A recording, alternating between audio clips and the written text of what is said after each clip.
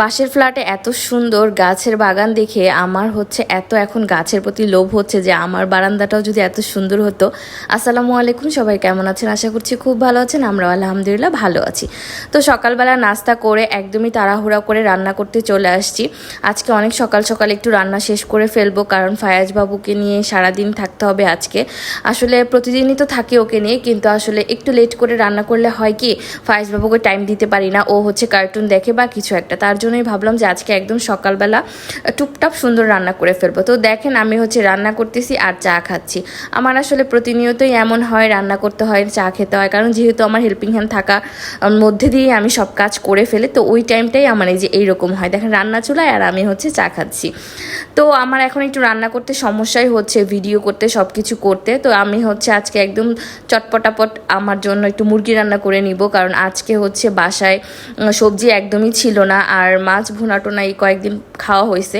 তো ভাবলাম যে আজকে হচ্ছে একটু চিকেন রান্না করি, অনেক দিন ধরেই চিকেন খাওয়া হচ্ছে না। তো সেই জন্যই আর কি ভাবলাম একদম টমেটো দিয়ে মশলাটাকে অনেক ভালো করে কষিয়ে, যেহেতু আজকে একটু ব্রয়লার মুরগি রান্না করব তার জন্য অনেক কষাতে হবে। তো এরপর হচ্ছে দেখেন আমার কি অবস্থা, আমার ট্রাইপডটা ভেঙে গেছে। এই ট্রাইপডটা এত পরিমাণে ভালো ছিল আর আমাকে এত সাপোর্ট দিছে প্রায় অনেক দিন ধরে। আমার পেজ যেদিন থেকে আমি শুরু করছি, আমার এই ট্রাইপডটা প্রায় 1 বছর হয়ে যাচ্ছে। আমার খুবই ভালো ছিল। তো হুট করেই সেদিন ফায়াজ হাতে থেকে ফেলে দিছে। তো ফেলে দেওয়ার পরে কেন জানি ভেঙে গেল। এর আগেও আরও 2-3 বার হাতে থেকে পড়ছে, কিন্তু আল্লাহর রহমতে কিছুই হয়েছিল না। তো এইবার ফায়াজ বাবুর হাতে থেকে পড়ে একদমই নষ্ট হয়ে গেছে।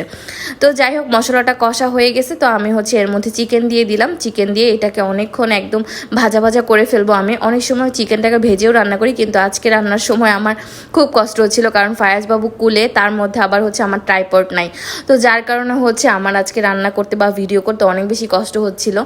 তো যাই হোক, তারপরে আলহামদুলিল্লাহ আমি হচ্ছে ঠিকমতো আপনাদের সাথে ভিডিও শেয়ার করতে পারছি, এটাই অনেক। আমার একটা ট্রাইপড কিনতে হবে, বাইরে যাব করে আর যাওয়া হচ্ছে না। তো যার কারণে হচ্ছে আমার কেনাও হচ্ছে না। আসলে ভেঙেছেই হচ্ছে 2 দিন হলো, তার জন্যই আর কি। তো যাই হোক, মুরগিটাকে সুন্দর মতো কষিয়ে আমি এখন রান্না করে ফেলবো। আর এর মধ্যে আলু দিব। আলু ছাড়া তো আমাদের চলেই না। আলু না হলে আমাদের বাসার কেউই একদমই খাবার খেতে চায় না। মানে যে কোনো কিছুতে মানে আলু দিতেই হবে। আমি যদি সবজি দিয়েও রান্না করি কোনো কিছু, সেটাতেও আলু দিতে হবে। এর আগে মনে হয় আমি হচ্ছে পেঁপে দিয়ে মুরগি রান্না করছিলাম, ওইটাতেও কিন্তু আলু দেওয়া হয়েছে। আমাদের বাসায় সবাই অনেক বেশি আলু পছন্দ করে। তো এর মধ্যে ফায়াজ বাবুর জন্য যেহেতু আজকে একদম ঝাল ঝাল করে আমরা চিকেন রান্না করতেছি, তাই ফায়াজ বাবুর জন্য একটু সবজি দিয়ে আমি হচ্ছে খিচুড়ি রান্না করতেছি।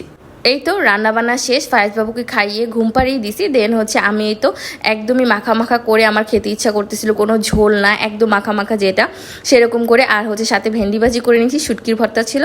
এই তো এখন হচ্ছে আমি খাওয়া দাওয়া করে নিব। কি যে শান্তির খাবার, যেটা বলার মতো না। শুটকির ভর্তা হলে তো আমার আর কিছুই লাগে না। যাই হোক, আজকের মতো ভিডিওটা এখানেই। সবাই ভালো থাকবেন, সুস্থ থাকবেন। ভালো লাগলে লাইক করবেন, শেয়ার করবেন। আল্লাহ হাফেজ।